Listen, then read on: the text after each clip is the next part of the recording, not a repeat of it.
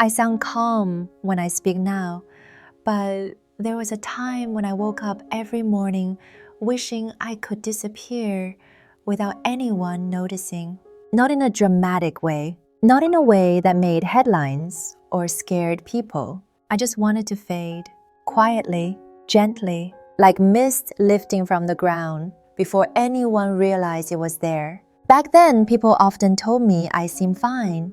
Some even said I was positive. I smiled at work. I answered messages. I showed up. From the outside, my life looked normal, stable, acceptable. But every morning, before the day even began, my chest felt heavy, like I was already behind in a race I did not remember signing up for. The hardest part was not the day itself.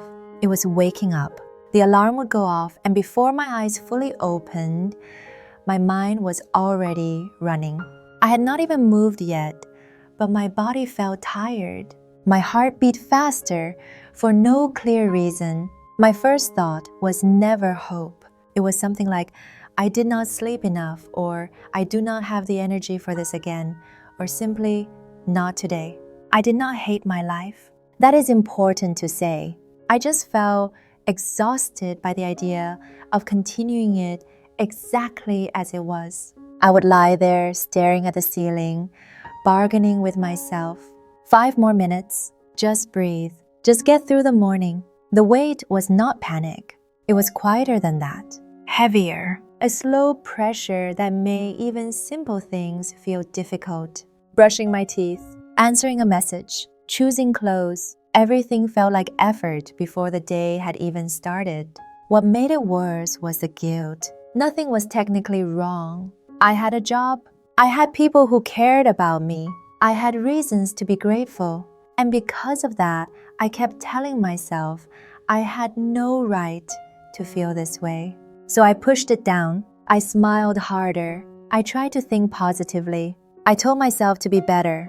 But forcing myself to feel okay only made me more tired. There were mornings when I sat on the edge of the bed and thought, if I could just pause everything for one day, maybe I could breathe.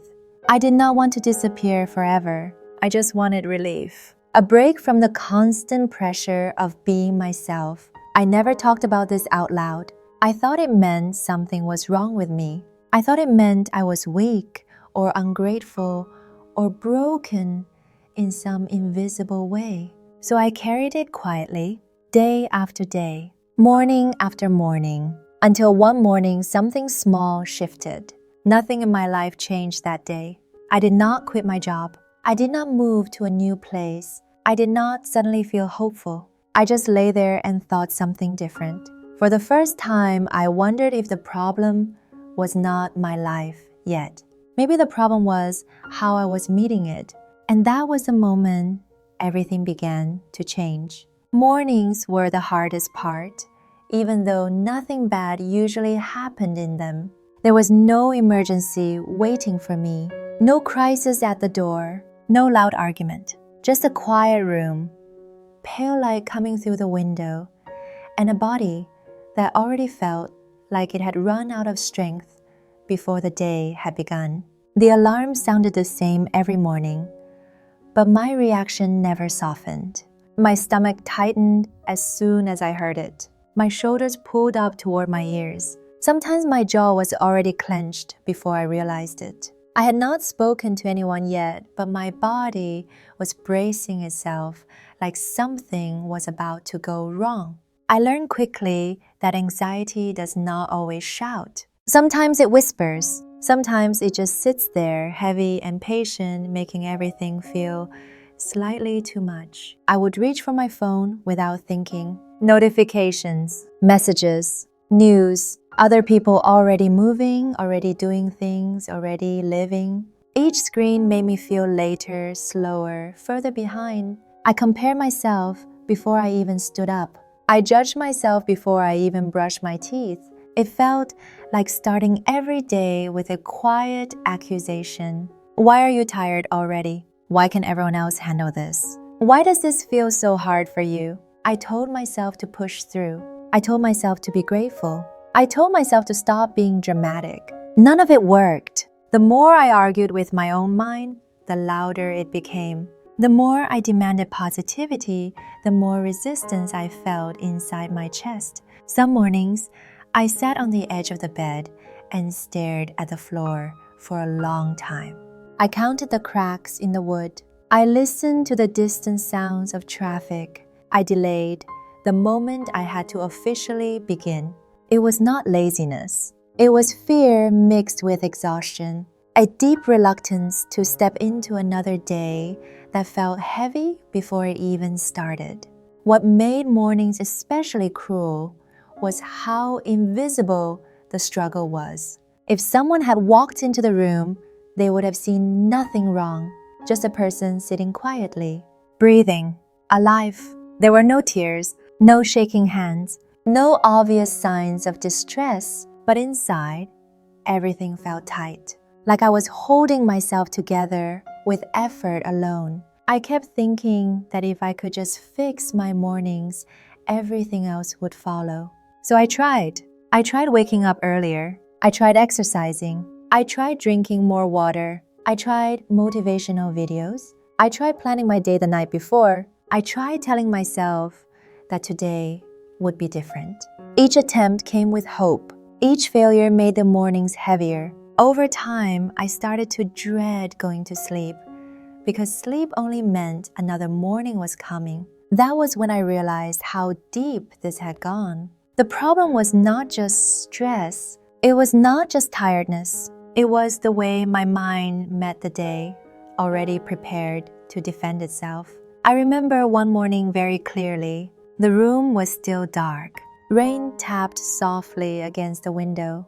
I had nowhere urgent to be, yet my heart was racing. I lay there staring up, feeling that familiar pressure settle in my chest. And for once, instead of arguing with it, I asked myself a different question. What if I do not fight this right now? The thought surprised me. I had spent so long trying to correct myself, motivate myself, improve myself. I treated every difficult morning like a personal failure that needed fixing. But that day, I did not try to change how I felt. I just noticed it. I noticed how tense my body was. I noticed how shallow my breathing had become. I noticed the way my mind was already listing everything that could go wrong. And then something even quieter happened. I felt tired of being harsh with myself. Not angry, not dramatic, just tired. I realized that every morning began with an attack. Not from the world, but from my own thoughts. Before anyone asked anything of me, I had already demanded too much from myself. Be ready, be strong, be positive, be grateful, do better. No wonder I wanted to disappear. I was exhausted before I even stood up. That morning, I did not suddenly feel calm. I did not feel brave, but I felt something else that mattered more. I felt a pause. I stayed in bed a little longer, not to avoid the day, but to breathe. I placed one hand on my chest and felt my heartbeat slow just slightly. For the first time in a long while, I did not rush to prove that I was okay. And in that small pause, a thought appeared. Not loud, not confident, just gentle. Maybe I do not need to start strong today. Maybe I can start soft. I did not know it yet, but that sentence was about to change everything. The sentence did not arrive like a revelation. It did not feel powerful. It did not sound wise. It was almost disappointing in how small it was. Start soft. That was it. No promises, no motivation, no pressure to become a better version of myself by noon. Just 3 words that gave me permission to begin without armor. The first morning I tried it, I did not believe it would matter. I whispered it to myself while still lying in bed, staring at the ceiling. My chest was still tight. My mind was still busy. Nothing dramatic changed. And yet something subtle shifted. For the first time in a long while, I did not argue with myself. I did not say, "Get up, you are wasting time." I did not say, "You should feel better than this." I did not say, "Other people handle this. Why can you not?" I just repeated the sentence again, quietly. "Start soft." It felt strange at first, almost uncomfortable. I had spent so long using force to move myself through life that gentleness felt unfamiliar, like using the wrong muscle, like stepping into a room I had avoided for years. But that morning, instead of jumping out of bed with tension, I sat up slowly. I placed my feet on the floor. I took one full breath before reaching for my phone. Just one. That was all. Nothing about my life changed that day. My responsibilities were the same. My worries were still there. But the way I entered the day was different. I was not attacking myself anymore. I was meeting myself. The sentence became a quiet ritual. Some mornings I said it out loud. Other mornings I only thought it. Some days it felt helpful. Other days it felt useless. I kept saying it anyway, not because it fixed everything, but because it created a pause. And that pause mattered more than I expected.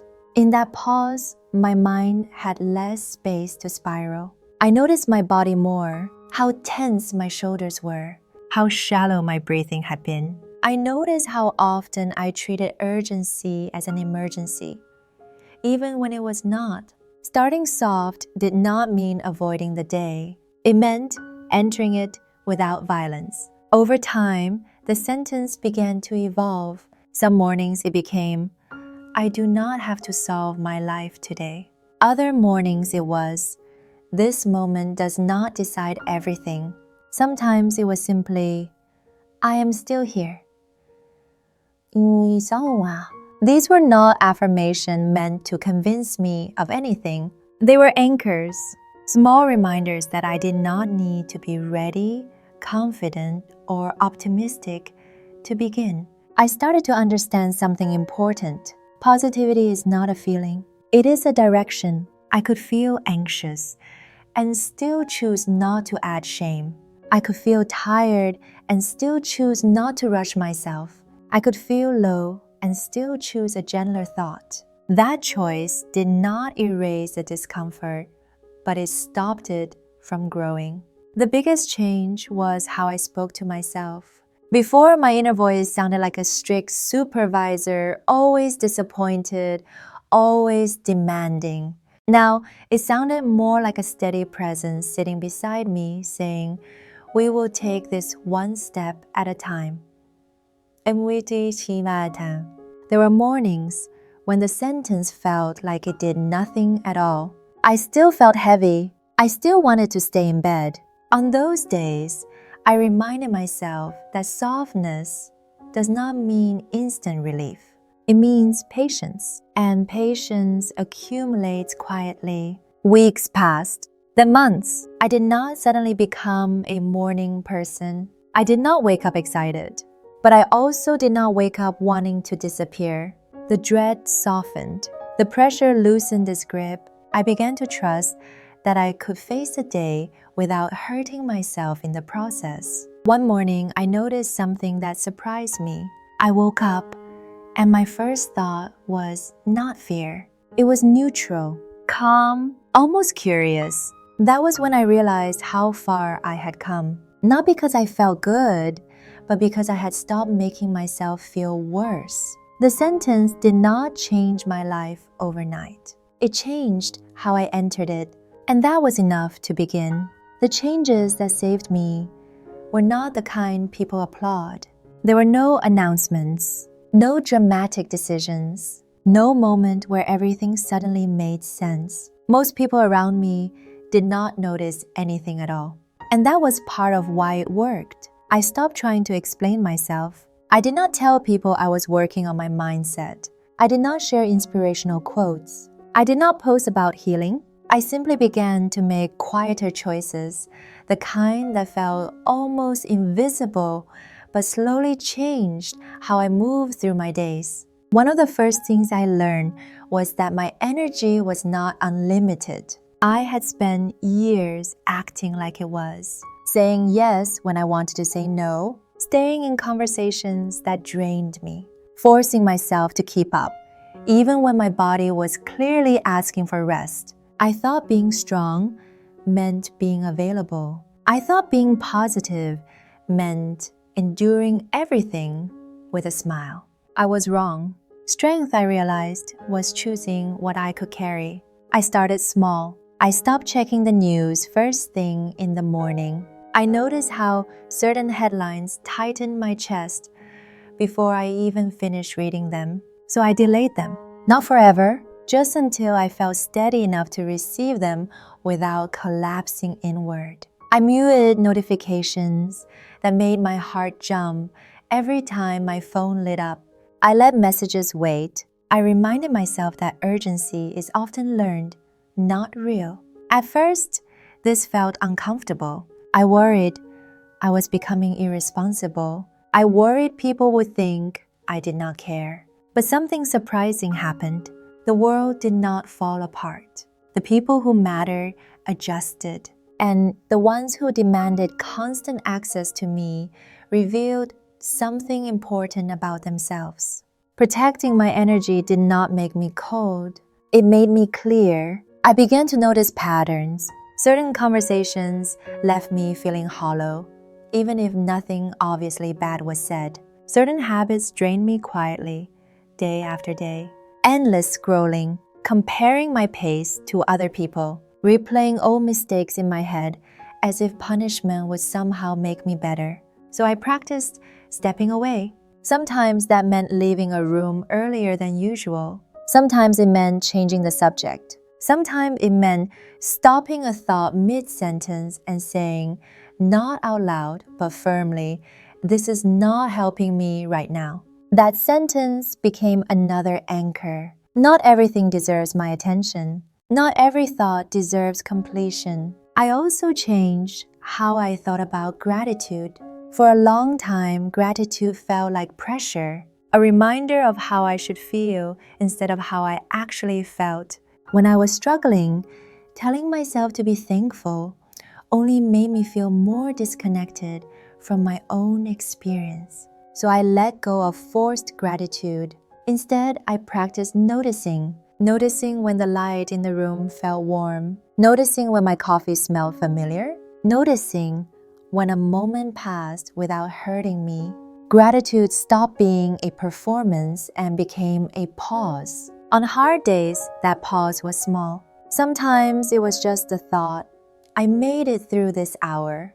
Other days it was, I did not give up on myself today. These were not impressive thoughts, but they were honest. And honesty felt grounding. The biggest shift came when I stopped waiting to feel good before doing something good. There were days when I still felt low, days when motivation was nowhere to be found. But I learned that I could still act gently, even if my emotions were heavy.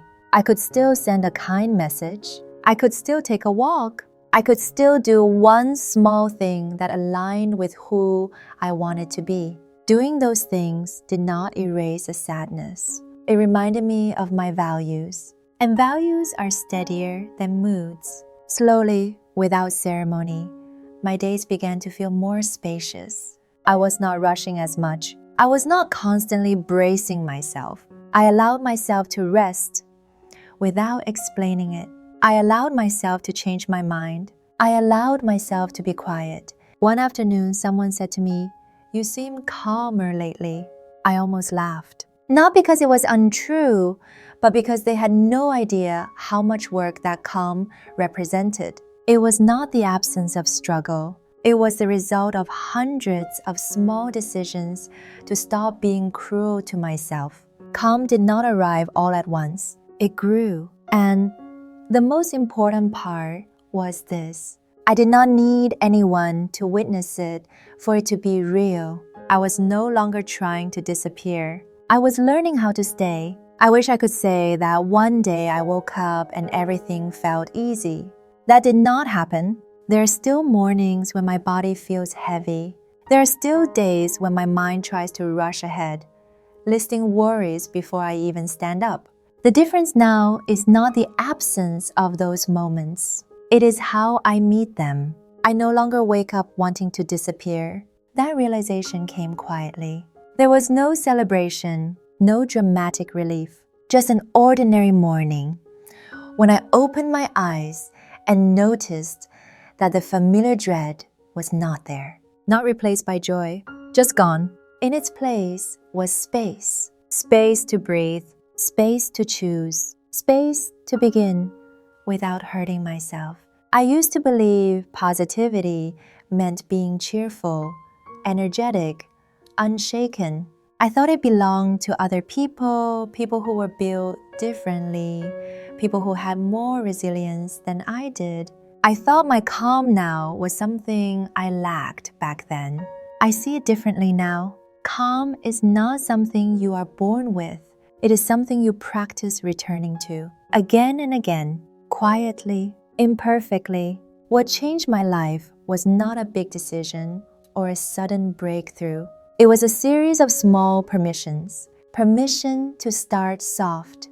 Permission to protect my energy. Permission to stop attacking myself for being human. I learned that I do not have to feel good to live gently. I can feel tired and still be kind.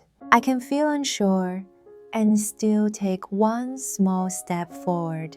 I can have a hard morning and still have a meaningful day. Most importantly, I learned to speak to myself differently. The voice in my head is not always kind, but it is no longer cruel. When it tries to rush me, I slow down. When it tells me I am behind, I remind myself that I am moving. When it whispers that I should disappear, I answer with something steady.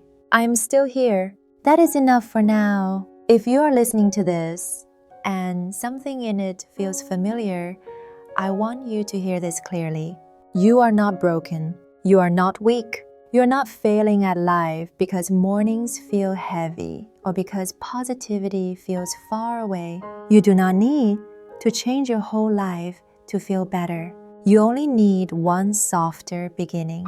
Tomorrow morning or the next time you wake up feeling overwhelmed, try this. Before you reach for your phone, before you think about everything you have to do, place one gentle sentence in your mind. It does not have to be perfect. It does not have to be hopeful.